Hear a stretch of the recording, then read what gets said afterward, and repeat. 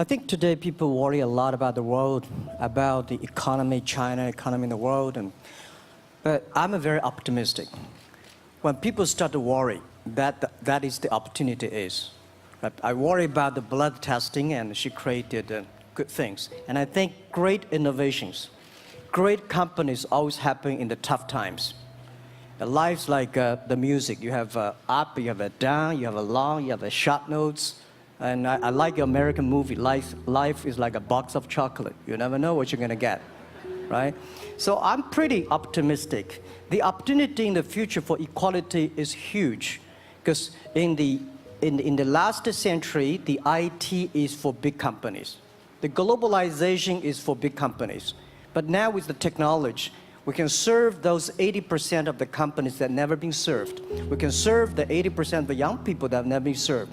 Technology for internet is so cheap, so easy to use. One of the reasons why we grow in China e-commerce so fast, much faster than the USA, because our infrastructure of commerce in China was too bad.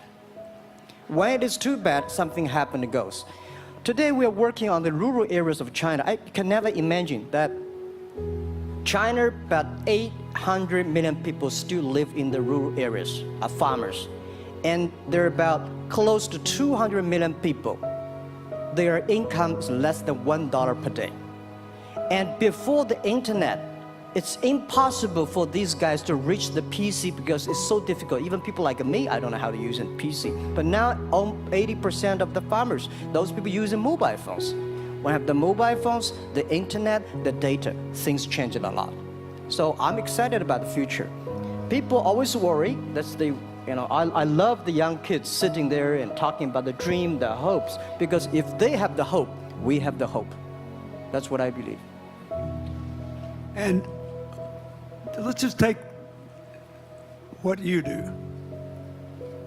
And I've loved every description I've ever heard about how you serve people, and your story about the bamboo farmers and your wife and her friends. It was fabulous. But where's this going? What are you going to do? What are your plans to maximize the use that people in remote rural areas of China can make of their cell phones besides ordering your products? How are you going to get it? Are you going to get them in the banking system through cell phones? How? Well, we never know that we can grow so fast. In the past 5 months, we covered 4,500 villages. And these people, normally they use in very traditional way. It took them like we went to a rural area. It took the farmers 2 hours to walk to the downtown in the middle of the town and buy things. But today, because of the mobile phone, and we can deliver things to their home, to their village, within 72 hours. I remember there is last week I read a very interesting thing. This is amazing. There is a girl, she told me a story. She said her grandfather, 92 years old birthday, and for his life, he always wanted to try one Western style food. But he lived in the rural areas. There's no such restaurant food. So she said, I tried on the internet, book a restaurant dinner for Western food, delivered to that village. And they finally immediately find one restaurant. There are 3 guys.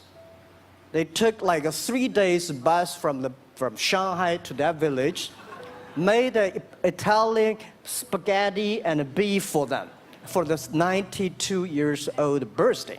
And whole village was excited. Everybody said, wow, you can order food, Western style food. So buying almost everything. And also we're helping, there are a lot of farmers, they plant a lot of apples, great apples. But 90% of the apples rotted because there's nobody buy them. They normally buy by track. If you sell the apples, they sell whole track. And using the traditional way, they can sell by whole basket of the apples. But now, because of the internet, they sell by one. Each apple they sell $1. or 1 RMB or 2 RMB for each. So the farmers see using internet, they can buy and sell using the mobile phone. That changed their lives. And I think it's exciting. And people need examples when they see, well, my neighbor made money through online, to selling things. My neighbor buy much interesting things online. People start to learn, and more people start to buy the mobile phones. We cannot make all the mobile factories to sell phones to them. Only they know the mobile phone really works, helping change their lives. They start to buy the mobile phones. Just one more question. And then, do you think this will make the current problems like the current problem in China less likely? That is, if we'll have more market information and the market will drive where the investment goes, instead of the government trying to make judgments about, I better build another housing development or office development here, there, or yonder, and you wound up with a bubble. Well, if it comes from the bottom up, is it more likely that fewer bad things will happen? Yeah, I think the last week I was in Seattle discussing about the China economy. I think you American people worry too much about the China economy. Well, you see, every time when you start to worry about China, China goes better.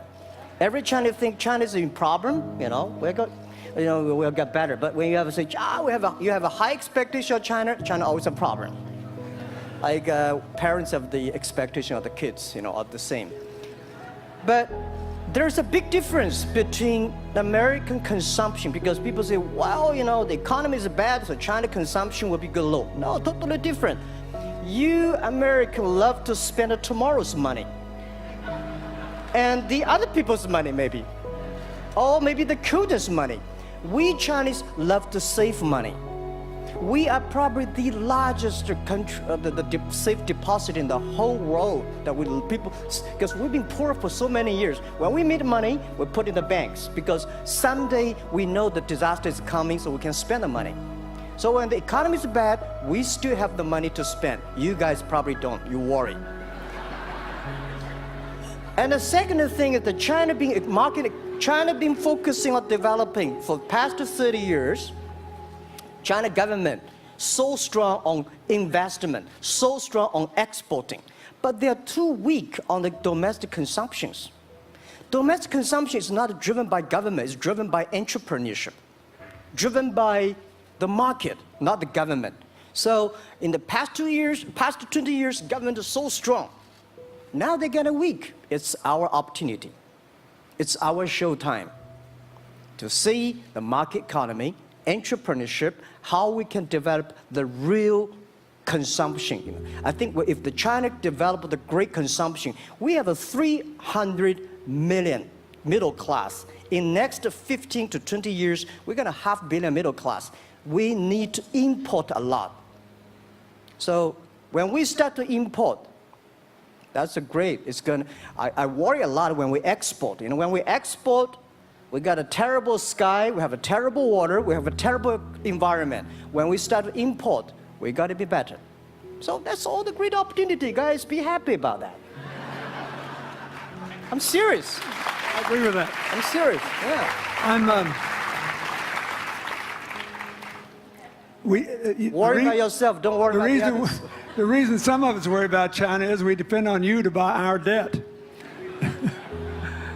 However, I tried to be more Chinese when I was president. I saved a lot of money, so good. Good. But I just wanted you to say that because I really believe that. I mean, I think you're absolutely right. The trend toward greater internal consumption I think, will remain unbroken in spite of whatever the difficulties are in the next few months. I think it's important not to overreact. You can't break the trend. You've got to clean up the land from chemical contaminants. You've got to clean up the air. You're going to do it. Yep. And a lot of Chinese will make a lot of money out of that. There'll be a lot of great new companies, and there'll be opportunities to import from other places. Yeah. So can you discuss your theory of what you're doing and other things in terms of whether it advances equal opportunity and social solidarity Tell them what you think's going to happen. And what other kinds of, when your opening remarks, you just said technology is going to be active in this way in other areas of the economy. What do you think the next big opportunities are? But first, tell them just in 2 sentences what you're doing, because Jack and I know, and we haven't been clear enough. Explain it, and explain how you think that advances social solidarity and equality of opportunity. Our work is in the belief that access to health information is a basic human right, and that lab information, particularly because lab data drives 70% of clinical decisions, needs to be accessible to people before they're sick. So if you look at the word diagnose in the dictionary today, it says to determine the presence of disease from symptoms, which means by definition, we're determining that people are sick once a disease has already progressed.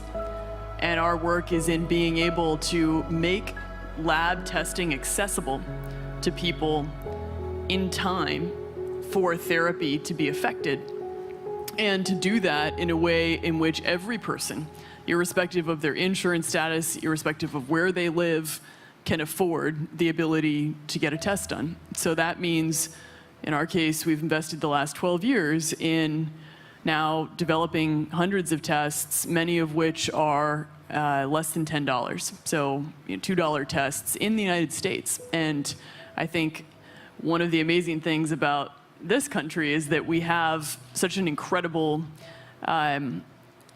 ecosystem for fueling creativity, and that creativity can create new markets. So in answer to your question about the market being able to conform itself to social good, I think the creativity that goes into creating these new technologies creates new markets in and of themselves. And our basic belief is that those new markets come from empowering individuals and enfranchising individuals and trusting that individuals have the capability to engage with information, and in accessing that information, beginning to take control of their own outcomes and their own health outcomes, and in doing so, changing the way our healthcare system works. Think what this could mean for rural China, Yeah. for rural India, for Native American reservations Yeah. in America, for the Mississippi Delta, for the remote areas of where all the jobs were lost from coal. You're all of a sudden giving people information. And one of the most important things I think we did in my second term as president in the healthcare front was develop this diabetes self-care program. And all of a sudden, Jack's company could be delivering the means to self-care based on your test. I mean, I think that this is a very big deal. We all want to live as long and as well as we can. And Greg Benner was here. We were joking about whether we'd make it to 100. But in the meanwhile, you want to keep people healthy. And if they're sick, you want to intervene early, not late. Yeah. Well, and if you look at, the ability to engage with this information, we have a $4 trillion healthcare problem in this country. 20% of it is type 2 diabetes, which is reversible. And we have 90 million Americans who do not know they are pre-diabetic. But access to information and the ability to engage with that information is the foundation for being able to change those outcomes and cost, right? One more fact, and then I want to call on Jack. You founded this company 12 years ago, right? Yeah. Tell them how old you were. I was 19. So, don't worry about the future. We're in good hands. So, I always think about 19, where I am. 19, I've not passed the examination for university yet. I failed 3 times, but I think it worked out. I'm not good at schooling. Well, yeah, that's why I give confidence to a lot of young people in China. If Jack Ma can be successful, 80% of the people can be successful.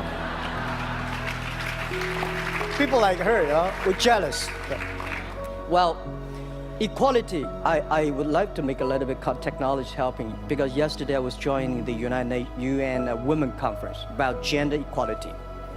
And I think the first technology revolution happened 200 years ago in the UK, released the human body, the arm, stronger. The second technology revolution in the